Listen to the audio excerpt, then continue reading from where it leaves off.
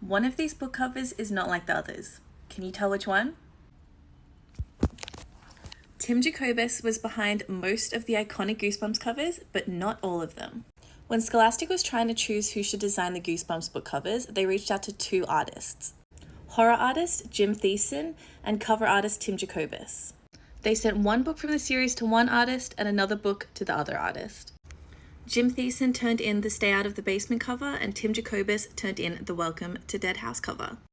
Could you tell that they were done by different artists? So while Scholastic loved Jim Thiessen's Stay Out of the Basement cover, and R.L. Stine is quoted as saying it's one of his favorites, they decided it was just a little bit too scary, a little bit too realistic. Scholastic also really loved the high color saturation that was in Tim Jacobus's piece, and they also loved the worm's eye view, as Tim Jacobus calls it.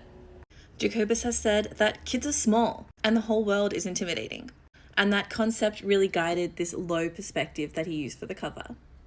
R.L. Stine himself really loved how Tim Jacobus could combine the horror of the story and the comedy of it as well. What is absolutely wild to me is that these books are on a monthly release cycle. So a lot of the time, Tim Jacobus wouldn't get the full plot. He would get maybe like a blurb, a paragraph, a few sentences. Not only was R.L. Stine writing really fast, but Tim Jacobus had to make these paintings really fast. And yes, they're paintings. They were all acrylic paintings.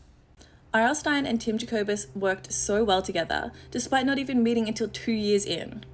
Jim Thiessen's art style was just a little bit darker, a little bit scarier, and adult horror was a bit more his style, like this cover art he did for I Am Legend.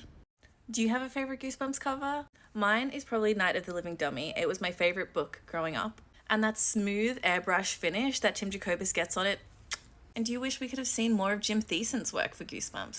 Whichever cover is your favorite, I think we can all agree that these amazing acrylic paintings make such great covers, and we need to bring it back. No more of this AI bullshit!